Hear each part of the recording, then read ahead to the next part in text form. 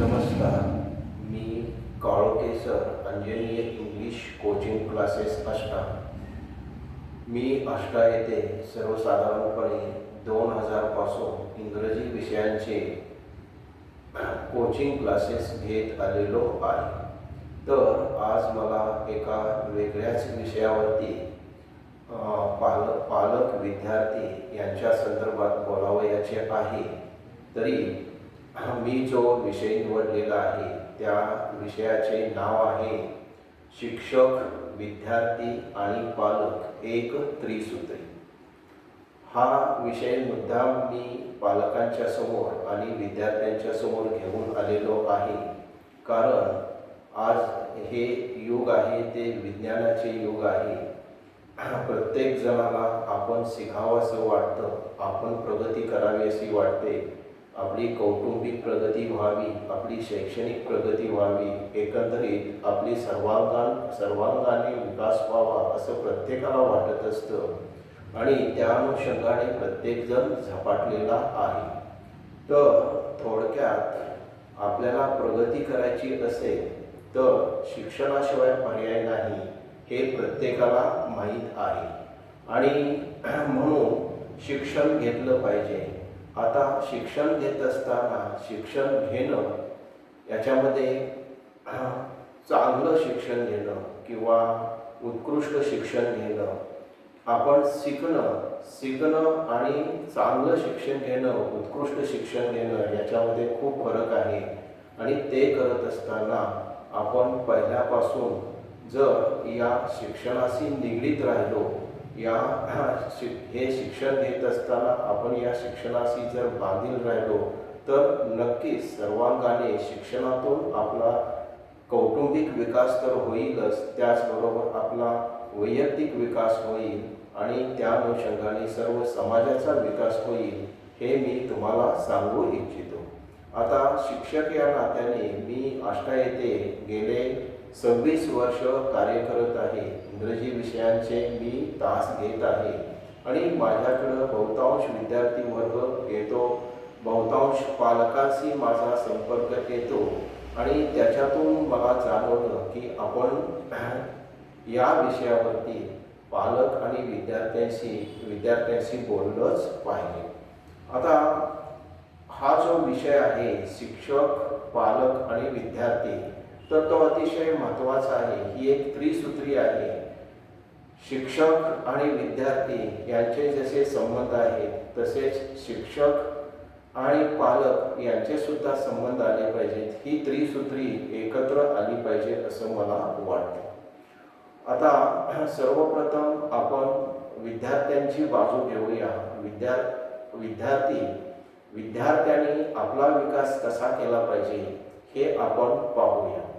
विद्यार्थी हा वर्सेस्टाईल असला पाहिजे, अर्थातच तो अष्टपैलू असला पाहिजे.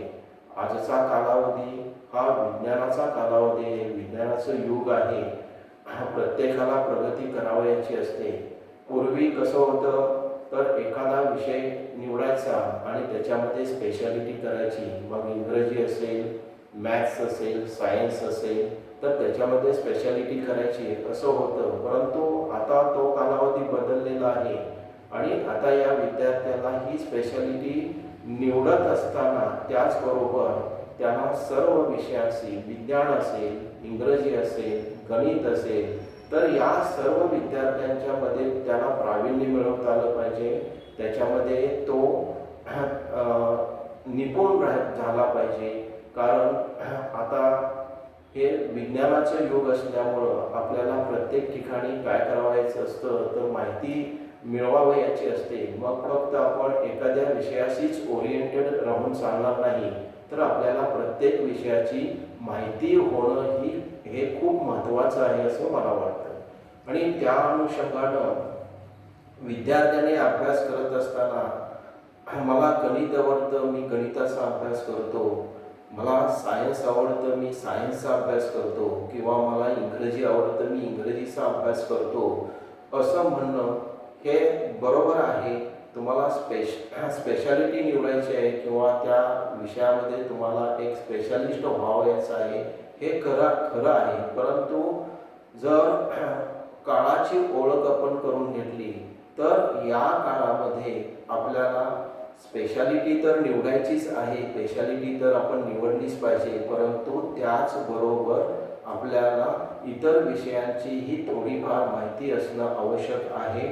आणि त्या अनुषंगानं विद्यार्थ्यांना या काठिण्य पातळीतील हे जे 3 विषय आहेत, मॅथ्स असेल, इंग्लिश असेल, सायन्स असेल, तर त्याचा अभ्यास हा विद्यार्थ्यानं केलाच पाहिजे असं मला वाटतं.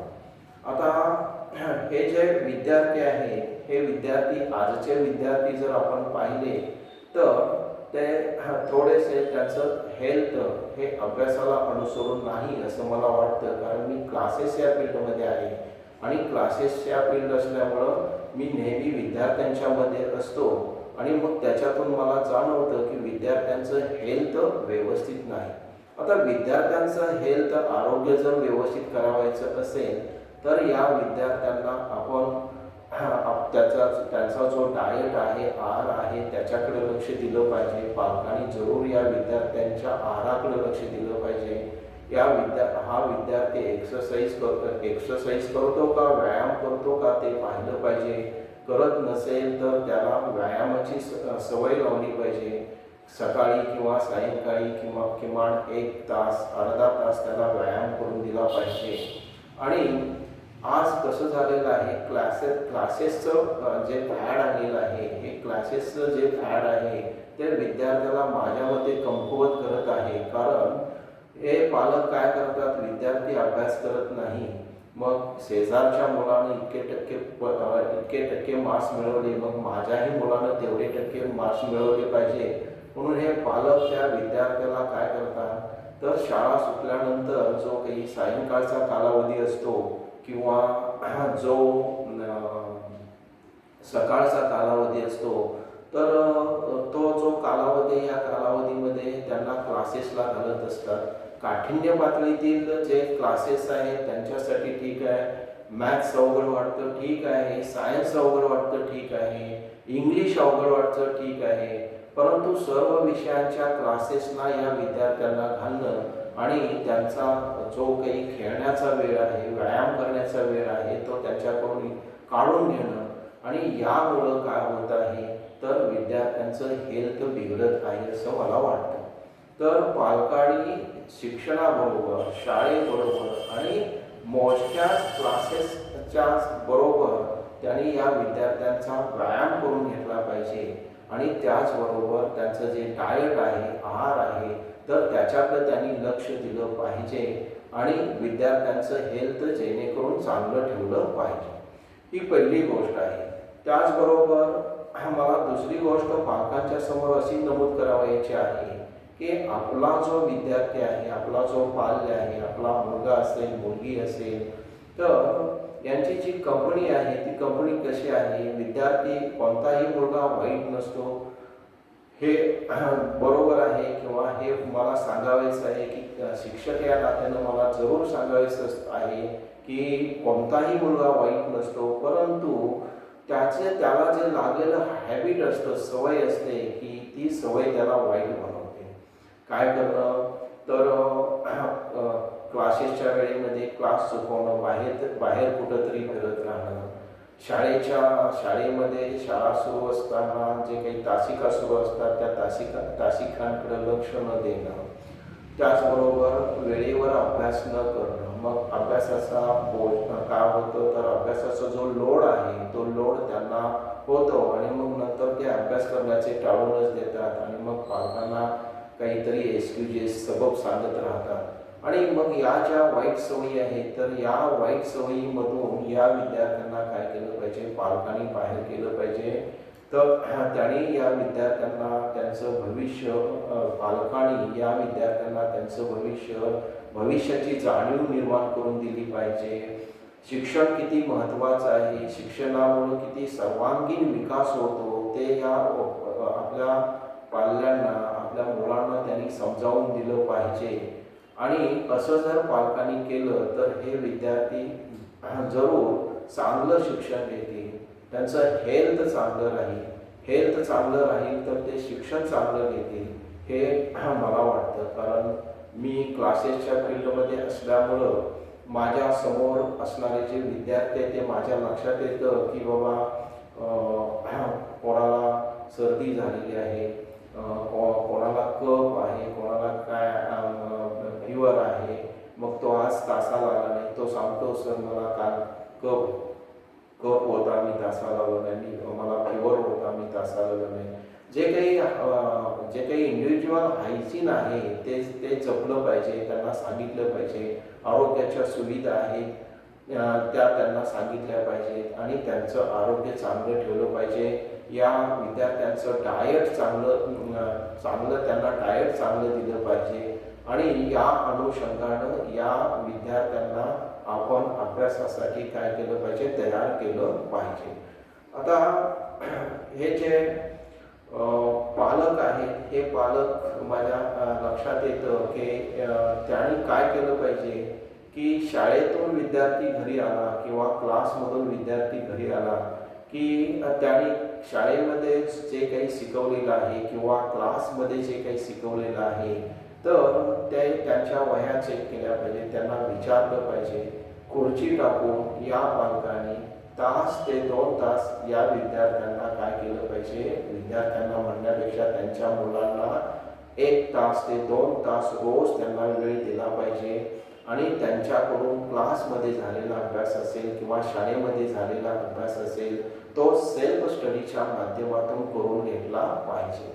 मला माहीत आहे जे काही पालक जिज्ञासू आहेत, जे पालक दक्ष आहेत ते पालक नेहमी काय करतात तर सांगतात सर मी माझ्या मुलाच्या समोर खुर्ची टाकून बसतो, माझ्या हातातला मोबाईलसुद्धा मी काय करतो बाजूला ठेवतो आणि त्याचा तास 1.5 तास मी अभ्यास करून घेतो.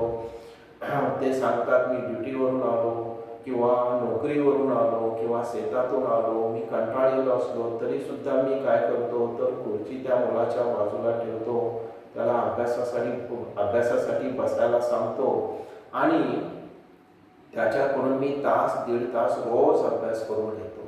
आता माझ्या लक्षात आलेलं आहे की असे जे पालक आहेत आणि त्यांचे जे विद्यार्थी किंवा त्यांचे जे मुलं किंवा मुली आहेत तर खरोखर त्यांची त्या अभ्यासामध्ये प्रगती झालेली आहे.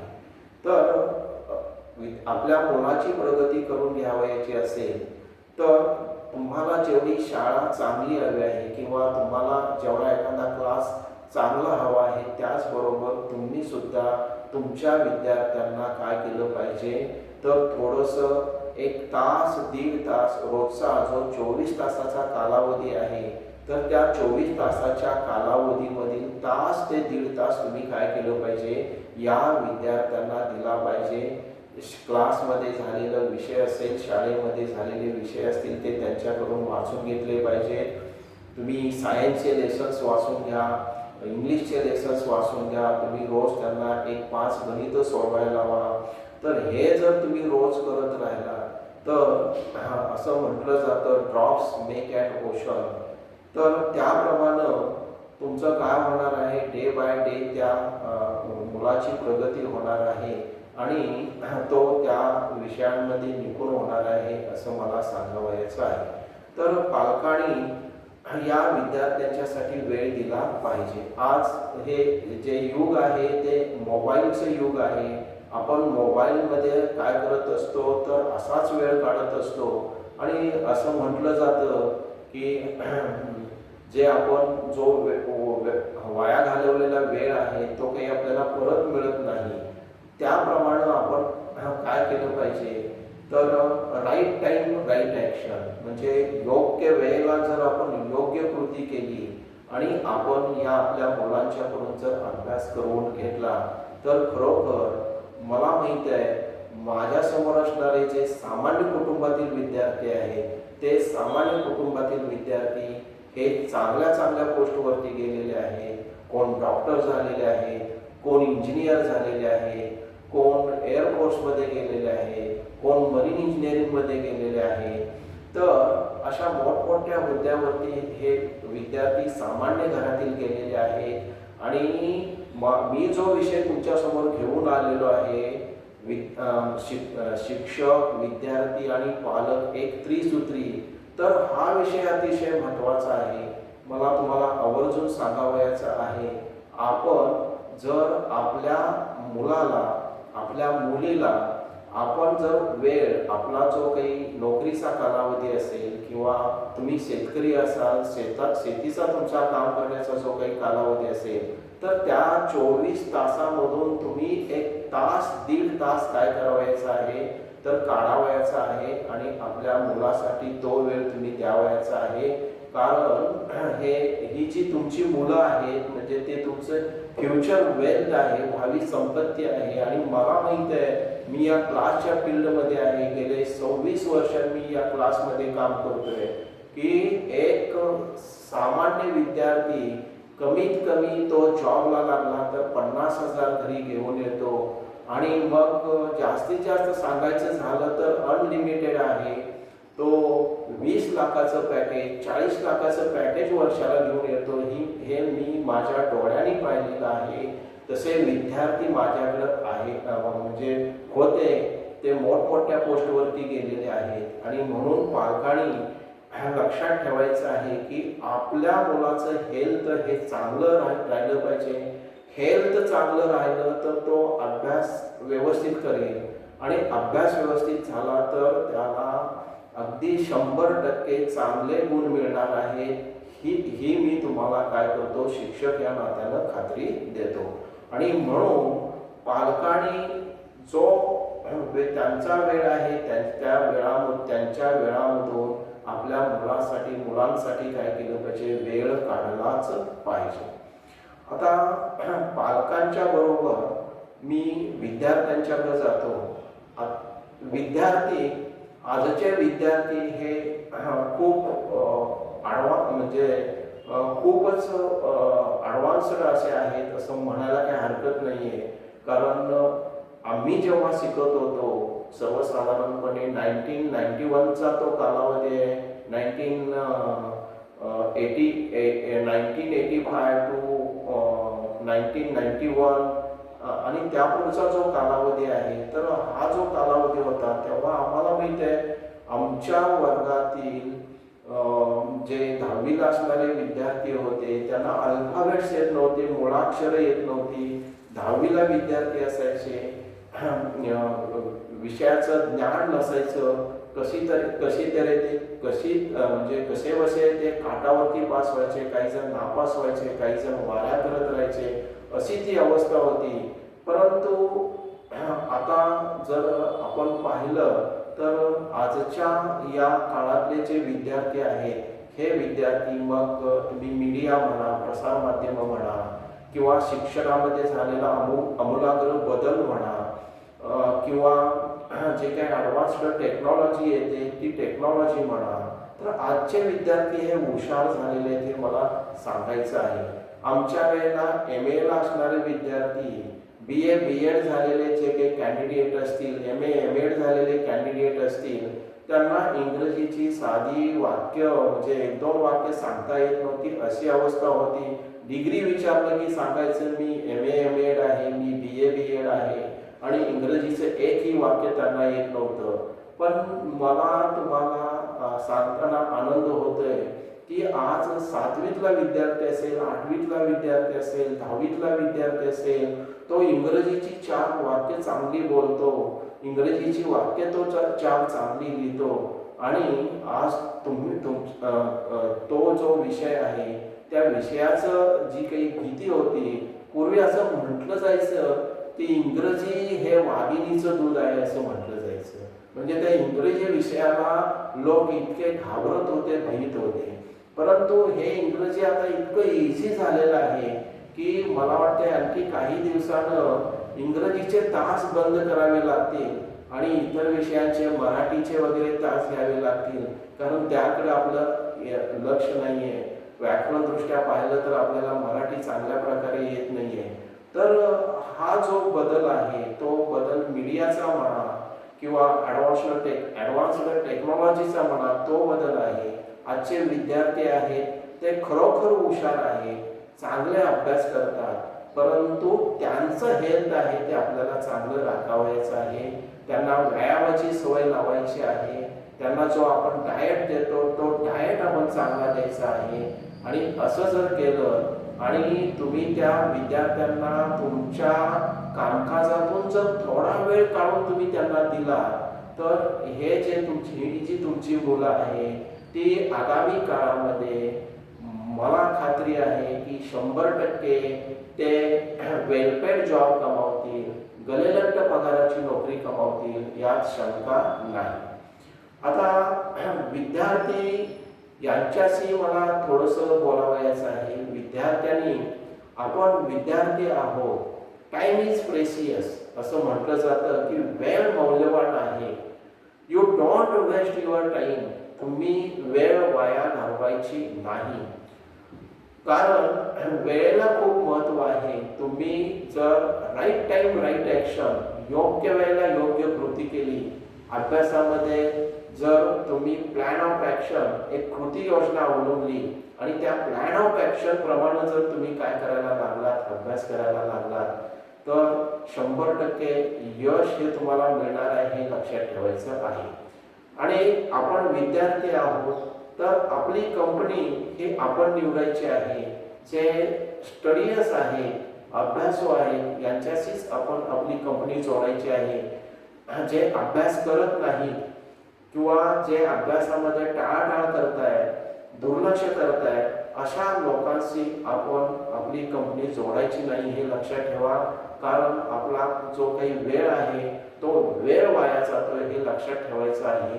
आणि त्या अनुषंगानं शाळा असेल, क्लासेस असेल तर त्याच्यामध्ये आपल्याला आपल्या आई वडिलांनी काय केलेलं आहे तर भरपूर प्रमाणात फी भरून मोठमोठ्या शाळा त्याच्यामध्ये आपल्याला घातलेलं आहे किंवा क्लासेसमध्ये घातलेलं आहे. आज क्लासेसची फी सुद्धा पालकांना न परवडणार आहे, शाळांची फी पालकांना न परवडणार आहे. तरी पण आपला मुलगा हा भविष्यामध्ये म्हणजे चांगला व्हावा किंवा त्याचं भविष्य चांगलं व्हावं या अनुषंगानं ते क्लासेसला घालतात, शाळेमध्ये घालतात. तर त्या विद्यार्थ्यांनाही लक्षात घेतलं पाहिजे की आपले आई वडील इतके कष्ट करतात, ते रात्रंदिवस आपल्यासाठी राबत असतात. कोण जॉब करत असतं, कोण शेतामध्ये राबत असतं, नानाविध प्रकारची कामं हे लोक करत असतात आणि आपल्याला पैसे आणून देत असतात. तर आपण सुद्धा काय केलं पाहिजे तर आपल्या आई वडिलांचं कष्ट डोळ्यासमोर ठेवलं पाहिजे आणि त्याच्यातून आपण आपल्याला काय करायचं आहे ते ठरवलं पाहिजे. तर आपल्याला जे काही प्रॉपर एज्युकेशन घ्यायचं आहे, योग्य शिक्षण घ्यायचं आहे, ते आपण योग्य शिक्षण घेतलं पाहिजे. त्या अनुषंगानं आपण अभ्यास केला पाहिजे. आपण ओबिडियंट असलं पाहिजे हे विद्यार्थ्यांना म्हणजे ठरवलं पाहिजे. कारण पालक असतील तर आपण त्यांच्याशी आज्ञाधारक राहिलं पाहिजे, शिक्षक असतील तर त्यांच्याशी आपण आज्ञाधारक राहिलं पाहिजे. मला माहिती आहे कोणताही पालक कोणताही शिक्षक की त्याला कधीही असं वाटत नाही की आपला जो विद्यार्थी आहे त्या विद्यार्थ्याचं नुकसान व्हावं किंवा त्या विद्यार्थ्याची अधोगती व्हावी असं कधीही वाटत नाही. तर प्रत्येकजण पालक असेल, शिक्षक असेल ते तुमच्यासाठी काय करत असतात, अविरत झटत असतात, कामकाज करत असतात आणि ते तुम्हाला चांगलं शिक्षण मिळवून देण्यासाठी जे क्वालिटी आपण एज्युकेशन म्हणतो ते मिळवून देण्यासाठी ते अविरत काय करत असतात तर प्रयत्नांची पराकाष्ठा करत असतात. आणि मग आपण ही काय केलं पाहिजे तर त्याप्रमाणे म्हणजे ते जसे आपल्यासाठी झटत असतात किंवा ते जेवढं आपल्याला कॉन्ट्रीब्युशन देत असतात तर त्या पद्धतीनं आपणही काय केलं पाहिजे तर तेवढी तयारी ठेवली पाहिजे आणि बेटर एज्युकेशन काय केलं पाहिजे आपण मिळवलं पाहिजे हे लक्षात विद्यार्थ्यांनी ठेवायचं आहे. आता मला थोडंसं पालकांना सांगायचं आहे की जेव्हा विद्यार्थी काय करतो तर शाळेमधून घरी येतो किंवा क्लासमधून घरी येतो तेव्हा या पालकांनी काय केलं पाहिजे त्या विद्यार्थ्यांच्या वह्या चेक केल्या पाहिजे. वह्या चेक करून त्यांना विचारलं पाहिजे की बाबा आज इंग्लिश असेल तर त्याचं म्हणजे काय टीचिंग झालं किंवा मॅथ्स असेल तर बाबा काय शिकवलं, सायन्स असेल तर काय शिकवलं, हे पाहिलं पाहिजे. एक टाइम टेबल पालकांनी काय केलं पाहिजे आखलं पाहिजे आणि त्या टाइम टेबलनुसार त्यांना इंग्रजी विषय असेल, काठिण्य पातळीतील हे विषय आहेत, इंग्रजी असेल, मॅथ्स असेल, सायन्स असेल, तर हे सगळे जे विषय आहेत ते काय केले पाहिजेत, पालकांनी घरी बसून त्या विद्यार्थ्यांच्याकडून शाळेमध्ये जो झालेला जो काही भाग असेल, क्लासमध्ये झालेला जो काही भाग असेल, त्यांच्याकडून तो बसवून घटवून घेतला पाहिजे. शिक्षकांनी काय केलेलं असतं तर क्लासेसमध्ये किंवा शाळेमध्ये शिकवलेलं असतं आणि विद्यार्थ्याला काय करायचं असतो तर त्याचा सेल्फ स्टडी करायचा असतो. आता विद्यार्थी म्हणजे थोडेसे कसे आहेत, इमॅच्युअर आहेत असं मी थोडंसं माझ्या पद्धतीनं म्हणतो का, तर थोडेसे ते चाइल्डिश आहेत, इमॅच्युअर आहेत. आणि मग आपण शिक्षकांनी आणि पालकांनी काय करायचं आहे तर त्यांना समजावून सांगायचं आहे, त्यांना वेळेची जाणीव निर्माण करून द्यायची आहे, विषयाचं महत्त्व त्यांना सांगायचं आहे आणि त्यांच्याकडून तो अभ्यास करून घ्यावयाचा आहे. शिक्षकांचं काय काम आहे तर त्यांनी तो विषय त्यांना शिकवायचा आहे, त्या विषयाची उकल करून द्यावयाची आहे आणि विद्यार्थ्यांना घरी गेल्यानंतर सेल्फ स्टडी करायचं आहे. आता पालकांची भूमिका याच्यामध्ये काय आहे, जेव्हा विद्यार्थी क्लासमधून किंवा शाळेमधून घरी येतो तेव्हा त्याच्याकडून आपण तो सेल्फ स्टडी करून घ्यावयाचा आहे. तर असं केल्यानं विद्यार्थ्याचा काय फायदा होतो तर विद्यार्थ्याचा जो स्टडी आहे तो डे बाय डे, मी म्हणतोय काय डे बाय डे, म्हणजे तो कंप्लीट होत जातो.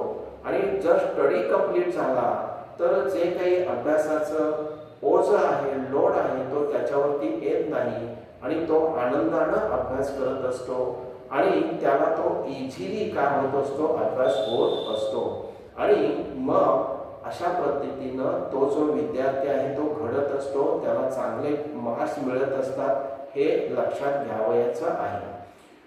आता पहा, माझ्याकडे काही विद्यार्थी होते, माझ्या समोर बसायचे आणि बऱ्याच गोष्टी त्या विद्यार्थ्यांच्या माझ्या लक्षात यायचे की कधीही म्हणजे दंगा न करणारे विद्यार्थी किंवा व्यवस्थित बसणारे, बसले तरी ते व्यवस्थित बसणं किंवा त्यांचे जे काही हालचाल असेल ते अगदी शिस्तबद्ध. आणि मग माझ्या लक्षात यायचं की हे विद्यार्थी कोणत्या तरी चांगल्या घरातील आहेत, त्यांचे आई वडील खरंच म्हणजे संस्कारक्षम आहेत, हे माझ्या लक्षात यायचं. आणि 5वीला आलेला विद्यार्थी आहे तो 10वीपर्यंत माझ्याकडं असतो आणि मग मी नेहमी पाहत जातो हा 5वीतून काय झाला तर 6वीमध्ये गेला, 6वीतून 7वीमध्ये गेला, 8वीमध्ये, 9वीमध्ये, 10वीमध्ये गेला. आणि त्या विद्यार्थ्याच्या त्या राहणीमानामध्ये, त्याच्या अभ्यास करण्याच्या पद्धतीमध्ये, त्याच्या वागण्याच्या पद्धतीमध्ये काही बदल नाही, अगदी अप टू डेट तो आहे. तेव्हा माझ्या लक्षात यायचं खरंच या विद्यार्थ्याला पालक अतिशय छान मार्गदर्शन करत आहेत आणि खरंच त्या विद्यार्थ्याला 10वीला मार्क्सही चांगले पडायचे, अगदी 90च्या अबाव हे विद्यार्थी जायचे, 94, 95, 96 पर्यंत, 97 पर्यंत काय विद्यार्थी गेलेले आहेत. आणि मग ते विद्यार्थी माझ्या लक्षात यायचं की 12वी नंतर मग काही मेडिकलला गेले, काही इंजिनिअरिंगला गेले, इंजिनिअरिंगमध्ये काहींनी चांगल्या पोस्ट कमावल्या, मेडिकलमध्ये काहींनी चांगल्या पोस्ट कमावल्या आणि आता त्यांना वेलपेड जॉब आहेत, वेलपेड जॉब आहेत, कलेलट्ट पगाराच्या नोकऱ्या आहेत. हे मला तुम्हाला आवर्जून सांगायचं आहे, कारण ते विद्यार्थी जेव्हा मला भेटायला येतात तेव्हा समोरून बसतात आणि ते आनंदाने सांगतात, सर माझी अमुक वर्ष नोकरी झाली, मला एवढं पॅकेज मिळतं, सर मी माझं स्वतःचं क्लिनिक काढलेलं आहे, मी इतकं कमावतो. आता हा भाग झाला कशाचा तर इन्कमचा, परंतु त्याच्यातून एक पालकांनी लक्षात ठेवायचं आहे की आपला एक विद्यार्थी जर तयार झाला तर आपलं संपूर्ण कुटुंब तयार होणार आहे, हे पालकांनी कधीही विसरायचं नाही. आणि जे नेक्स्ट जनरेशन्स आहेत, तुमच्या पुढच्या पिढ्या आहेत, त्या सगळ्या पिढ्या ह्या काय होणार आहेत तर या शिक्षणाच्या माध्यमातून चांगल्या होणार आहेत, हे लक्षात ठेवा, हे तुम्ही विसरू नका. कारण तुम्ही विद्यार्थ्यांना काय बाबा नाही शिकला राहून दे, मग तो शेती करेल, नाही शिकला राहून दे माझा आहे तो छोटा मोठा बिझनेस करेल असं तुम्ही म्हणजे मनातच राहू नका. कारण त्याला शिकून द्या, शिकून तो बिझनेस करून दे, चांगला बिझनेस करून दे. त्या बिझनेसमध्ये त्याच्या इनोव्हेटिव्ह असून दे, नवनिर्मिती काहीतरी असून दे. म्हणजे जे काही ट्रॅडिशनल बिझनेस आहेत ते आता पाठीमागं पडलेले आहेत, आता त्यांना कोण विचारत नाही आहे. तर त्याच्यामध्ये तुम्हाला इनोव्हेशन पाहिजे, नवनिर्मिती पाहिजे. आणि ती नवनिर्मिती आणायची असेल तर शिक्षणाच्या माध्यमातूनच तुम्हाला ती नवनिर्मिती मिळेल, अन्यथा मिळणार नाही, हे लक्षात ठेवा. आणि शिक्षणातून सर्वांगीण विकास होतो हे तितकंच खरं आहे. आता थोडंसं मला काय करावयाचं आहे, तर या म्हणजे सर्व शिक्षक आहेत ते अप टू डेट असतात आणि या शिक्षक या पदापर्यंत ते आलेले आहेत म्हटल्यानंतर प्रश्नच नाही, त्याच्यामध्ये ते पोटेन्शियल असतंच. परंतु शिक्षकांनी काही गोष्टी ह्या काय करावयाच्या आहेत तर लक्षात घ्यावयाच्या. एखादा विद्यार्थी क्लासचा ट्युटर असेल तर त्याला लक्षात घ्यायचं आहे की विद्यार्थी एखादा जर आज आला नाही तर फोन करून त्या पालकांना सांगायचे की आज तुमचा म्हणजे मुलगा किंवा मुलगी असेल कोण तो आज अनुपस्थित आहे, त्याचं कारण विचारा. आणि तो जो गॅप पडलेला आहे त्यानं ती जी सुटी घेतलेली आहे ती भरून काढण्यासाठी त्यांना बोलवा, त्यांच्याकडून ते करवून घ्या. आणि मग असं जर होत असेल तर तो विद्यार्थी अब्सेंट राहणार नाही, तो रेग्युलर येईल. कारण त्याला कळेल की बाबा आपण अब्सेंट राहून चालत नाही, कारण हा जो अब्सेंट राहिलेला कालावधी आहे तो आपल्याकडून पुन्हा ते वर्क करून घेतलं जातं. आणि या पद्धतीनं जे शिक्षक आहेत शिक्षकांनी थोडंसं अप टू डेट राहून पालकांना त्या विद्यार्थ्याची कमकुवत असण्याच्या ज्या काही गोष्टी असतील, त्याला रिलेटेड ज्या काही गोष्टी असतील त्या सगळ्या गोष्टी काय करायच्या सांगायच्या आहेत. तो विद्यार्थी कसा आहे बाबा, इंटेलिजंट आहे, क्लेवर आहे, ते सगळं त्यांना सांगायचं आहे आणि त्या अनुषंगाने त्याचा स्टडी करून घ्यावयाचा आहे. तर अशा पद्धतीनं पालक, शिक्षक आणि विद्यार्थी यांची जर त्रिसूत्री जर एकत्र आली, कारण या 26 वर्षाच्या कालावधीमध्ये मी म्हणजे माझ्या लक्षात आलेलं आहे की जे पालक म्हणजे येतात शिक्षक म्हणजे वारंवार येऊन मला भेटतात आणि विद्यार्थ्याची प्रगती वगैरे विचारतात, त्या विद्यार्थ्याच्या वया वगैरे घरी चेक करतात. त्यानं म्हणजे एखादा दिवस जर स्टडी केलेला नसेल तर ते फोन करून मला विचारतात, सर आज काय होमवर्क वगैरे तुम्ही दिलेलं नाही का? तर मी सांगतो होमवर्क हा रोजचा असतो, रोज त्यांना होमवर्क असतो. तर मला असं सांगावयाचं आहे की असे जर पालक असतील तर खरंच हे विद्यार्थी आहेत ते विद्यार्थी घडत असतात, हे मला आवर्जून सांगावयाचं आहे. माझ्याकडे अशी काही उदाहरणं आहेत, भरपूर उदाहरणं आहेत.